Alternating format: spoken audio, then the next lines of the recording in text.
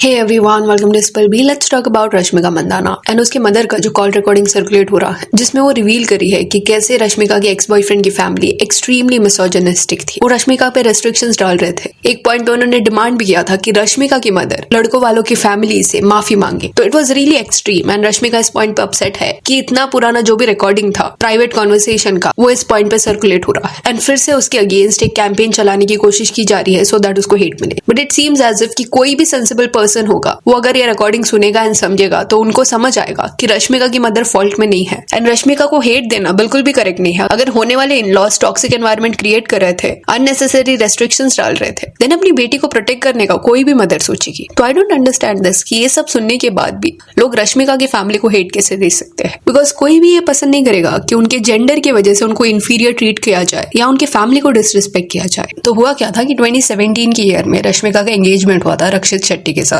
इनका जो रिलेशनशिप था वो एक फिल्म के वाया शुरू हुआ था। 2016 में ये फिल्म आई थी तो कुछ वक्त डेट किया एंड उसके बाद एंगेजमेंट हुआ एंड जल्दी इनकी शादी होने वाली थी। एंड अभी जो भी रिकॉर्डिंग के बारे में बात हो रहा है वो मोस्टली रश्मिका की मदर ने किसी अपने क्लोज्ड वन के साथ कॉन्वर्सेशन किया था। रक्षित शेट्टी के साथ जो एंगेजमेंट था रश्मिका का, वो एंड हो गया। उन्होंने ब्रेकअप कर लिया था 2018 में, शादी नहीं की। तो कॉन्वर्सेशन में मदर अपना साइड रख रही थी कि कैसे रश्मिका को बोला गया था कि शादी के बाद उसको एक्टिंग छोड़ना पड़ेगा, वो फिल्में नहीं कर सकती एंड उसको अनाउंस करना पड़ेगा ये चीज सबके सामने। देन दूसरी चीज ये थी कि सडनली वो कुछ भी चीजों का डिमांड रखते या सर्टन अपने कंडीशंस रखते, वो भी रात को ऑड टाइम पे कॉल करके, जिस वजह से दोनों फैमिलीज के बीच में इश्यूज हो रहे थे। एंड शायद यही कहा सुनी में कुछ तो हुआ जिस वजह से बॉयफ्रेंड की जो फैमिली है वो बहुत ज्यादा अपसेट हो गई एंड उन्होंने डिमांड किया कि रश्मिका की मदर होने वाले इन लॉज से माफी मांगे। एंड रश्मिका की मदर ने मना कर दिया कि वो ऐसा कुछ नहीं करेगी। और यही सारी रीजंस की वजह से, जो भी रेस्ट्रिक्शंस थे, जो भी एटीट्यूड थे, इस वजह से वो एंगेजमेंट एंड हुआ। एंड रश्मिका की mother in a way relief feel कर रही थी कि रश्मिका ने वो एंगेजमेंट एंड करने का डिसीजन लिया। अभी आप में से कई लोग जब ये सुनोगे तो आपको लगेगा कि इसमें कुछ ऐसा गलत नहीं साउंड करा। इंस्टेड टॉक्सिक एनवायरनमेंट में रश्मिका ने एंट्री लेने का डिसाइड नहीं किया, तो देखा जाए तो अच्छा डिसीजन है। तो बैकलैश उसको क्यों मिल रहा? तो अंडरस्टैंड दिस कि रक्षित शेट्टी का भी फैन बेस बहुत ज्यादा वास्ट है एंड ओवर द इयर्स लोगों ने रश्मिका को बहुत ज्यादा हेट किया है, उसके ऊपर ब्लेम किया है उसने रक्षित शेट्टी को हर्ट कैसे किया। See you have to understand this कि एक सेलिब्रिटी बहुत अच्छा हो सकता है, सोसाइटी के लिए मदद कर सकता है लोगों का, उसका पर्सनैलिटी अच्छा रह सकता है, but at the same time उनके घर में मिसोजिनिस्टिक चीजें होती होगी। आपके आसपास इतने सारे एग्जाम्पल्स होंगे, सर्टन आपके नेबर्स रहेंगे, अंकल रहेंगे। I have also seen so many people कि बाहर वालों के लिए वो अच्छे रहते हैं, वो स्वीटली बात करेंगे, लोगों के लिए चीजें करेंगे, हेल्पफुल रहेंगे, बट अपने डॉटर इन लॉ को वर्स से वर्स वे से ट्रीट करेंगे।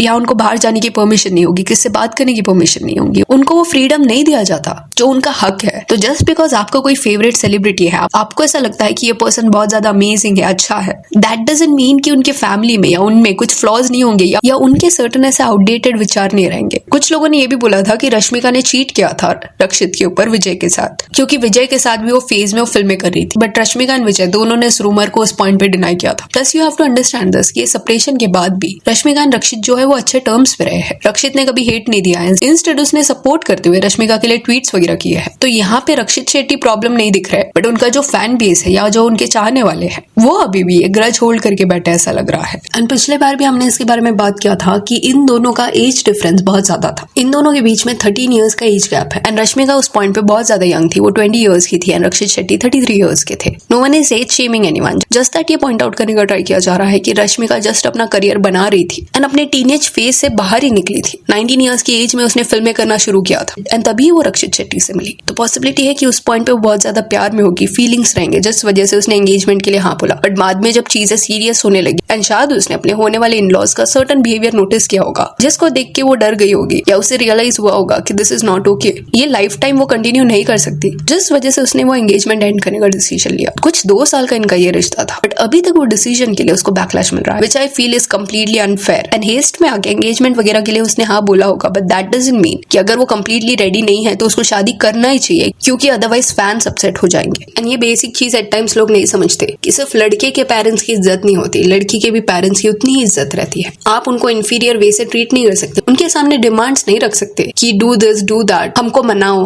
मैरिज हुआ नहीं है एंड अगर ये सब फेस करना पड़ रहा है तो सोचो मैरिज के बाद क्या क्या फेस करना पड़ सकता था। एंड डॉटर भी जो है वो भी अपने पेरेंट्स को प्रोटेक्ट करेगी। एंड चलो ये भी बेनिफिट ऑफ द डाउट दिया कि रक्षित शेट्टी का मे बी ऐसा थॉट प्रोसेस नहीं रहेगा। एंड स्पेसिफिकली सिर्फ उनकी जो फैमिली है वो ये सारे रेस्ट्रिक्शंस को इम्पोज करी होगी। बट एक बात ये समझना सबके लिए बहुत ज्यादा इंपॉर्टेंट है कि इवन इफ आपका होने वाला पार्टनर बहुत ज्यादा सपोर्टिव होगा, अंडरस्टैंडिंग होगा, बट अगर वो आपके लिए स्टैंड नहीं ले सकता या गलत को गलत नहीं बोल सकता, देन लॉन्ग टर्म में, मैरिज में, प्राइवेट में वो सपोर्ट एंड अंडरस्टैंडिंग मैटर नहीं करेगा। बाउंड्रीज ड्रॉ करना, चाहे वो फैमिली के साथ हो या किसके साथ भी, मैरिज के बाद बहुत ज्यादा इंपॉर्टेंट है। अगर आप किसको कॉन्स्टेंट इंटरफियर करने का हक दोगे, देन कितना भी अच्छा रिलेशनशिप आपके बीच में क्यों ना हो, वो अफेक्ट होगा, वहां पे टॉक्सिसिटी आएगी। एंड शायद यही रीजन है कि जब दो लोग डेटिंग वाले फेज में रहते हैं तब खुश रहते हैं, उनमें इतने आर्ग्यूमेंट्स नहीं होते। जैसे ही फैमिली इन्वॉल्व होती है दोनों के साइड से, अब इंसल्ट्स, इंटरफियरेंस, कॉम्प्रोमाइज करना पड़ेगा, ऐसे सारे एनवायरमेंट की वजह से क्लैशेस होना शुरू हो जाते हैं। रश्मिका ने जब अपना स्टेटमेंट दिया वो रिकॉर्डिंग से रिलेटेड, तब उसका कुछ ये करना था। An old private conversation believed to be from nearly 8 years ago appears to have been recorded and circulated without the knowledge or consent of those involved. A small portion of the conversation has been now deliberately taken out of context and circulated widely to create yet another discomforting controversy, strategically coinciding with recent developments in my personal life. How far can people go in doing so? They have dragged my family along with the people I share cordial relationships with, who have absolutely nothing to do with this matter, into discomfort. This constitutes a serious invasion of privacy and circulation of misleading and defamatory material. And then Rashmika ने ये भी लिखा कि for 8 years उसको drag किया गया। यहाँ पे उसने अपने एक्स रिलेशनशिप को डायरेक्टली एड्रेस नहीं किया, बट अंडरस्टूड था कि उस वजह से उसको इतने साल से ड्रैग किया जा रहा था, बट वो साइलेंट रही बिकॉज उसके साथ ये हो रहा था। बट अभी उसके साथ दूसरों को भी ड्रैग किया जा रहा है। एंड देन उसने ये भी बताया कि जिन भी पेजेस ने इस कॉल रिकॉर्डिंग को इंटरनेट पे डाला है वो उनको 24 आवर्स दे रही है, एंड 24 आवर्स के बाद जो भी उसकी टीम है वो अप्रोप्रिएट प्रोसेस शुरू कर देगी। अब इससे ये जो भी कॉन्वर्सेशन हुआ होगा रश्मिका की मदर का, वो किसी क्लोज पर्सन के साथ ही हुआ होगा जिन पे वो ट्रस्ट करती है, बट उनको बिट्रे किया गया क्योंकि वो कॉन्वर्सेशन को कंप्लीटली रिकॉर्ड किया गया था बिना उनके नॉलेज के, एंड आगे पीछे के कॉन्वर्सेशंस नहीं डाले गए थे। सर्टन ऐसी चीजें ही डाली गई थी सो दैट ऐसे पोर्ट्रे हो कि वो अपने बेटे के एक्स पार्टनर की फैमिली के बारे में कॉन्स्टेंटली बुराई कर रही है। बट क्या ये थोड़ा नॉर्मल नहीं है? एंगेजमेंट हुआ है, अगर किसी फैमिली के साथ आपका रिश्ता जुड़ने वाला था एंड किसी रीजन से नहीं जुड़ा, तो रैंट आप करोगे कि क्या चीजें गलत गई, क्यों ऐसा हुआ। अभी दो रक्षित शेट्टी ने कभी भी ओपनली रश्मिका के अगेंस्ट कुछ बोला नहीं, बट उनके जो ब्रदर है ऋषभ शेट्टी, वो थोड़ा रश्मिका से अपसेट हुए हैं। एंड यहाँ पे ऋषभ शेट्टी की गलती नहीं देखने मिल रही, बट एक ऐसा इंसिडेंट था जहाँ पे ऐसा लग रहा था कि रश्मिका ने इनडायरेक्टली उसका जो पहली फिल्म का प्रोडक्शन हाउस था उनको इंसल्ट किया, और पहली फिल्म जो थी रश्मिका की उसके फिल्म मेकर ऋषभ शेट्टी थे। तो एक इंटरव्यू के दौरान जब रश्मिका को पूछा गया था कि कैसे उसकी जर्नी शुरू हुई थी, तब उसने कहा था कि वो कॉलेज में थी एंड किसी उसके प्रोफेसर ने उसको बोला था कि उसको ये ऑडिशन देना चाहिए या कुछ तो फोटोशूट था, एंड फिर वहां से उसको एक प्रोडक्शन कंपनी का कॉल आया। अभी फिल्म मेकर्स का यहाँ पे वो नाम ले सकती थी, बट स्टिल चलो बेनिफिट ऑफ द डाउट दिया कि वो अवॉइड करना चाहती थी कोई भी कंट्रोवर्सी, क्योंकि अगर वो नाम लेती तो हो सकता था। बट डबल कोट्स वाला जो साइन होता है वो रश्मिका ने किया, एंड जस्ट वे से तभी उसके एक्सप्रेशंस थे वो थोड़े डिसरिस्पेक्टफुल लग रहे थे। ये जेस्चर कई लोगों को पता है कि एट टाइम्स लोग नेगेटिव वे से दिखाते हैं। This production house apparently. And mostly it seems as if कि ये चीज ने ऋषभ शेट्टी को अपसेट किया था, क्योंकि अपने दूसरे इंटरव्यू में इनडायरेक्टली एक सवाल के दौरान जब कई सारे एक्ट्रेसेस का नाम लिया गया एंड उसमें रश्मिका का भी नाम था, तब जवाब देते वक्त ऋषभ ने भी वो सिमिलर जेस्चर किया। एंड कहीं ना कहीं इनडायरेक्टली बता दिया कि वो रश्मिका के साथ काम नहीं करना चाहते। दूसरी एक्ट्रेसेस का जिनका नाम इन्वॉल्व था उनके बारे में वो ये नहीं बोल रहे, ऐसा उन्होंने बोला भी था। सो yeah, that's it for this video. Do let me know कि रश्मिका के फैमिली को जो टारगेट किया जा रहा है इसके बारे में आपका क्या कहना है। And if you want to follow us on Instagram, जिसका लिंक आपको डिस्क्रिप्शन में मिल जाएगा। और ये वीडियो अच्छी लगी तो लाइक एंड शेयर करें, और इस और अपडेट्स के लिए चैनल को प्लीज सब्सक्राइब करें। Thank you.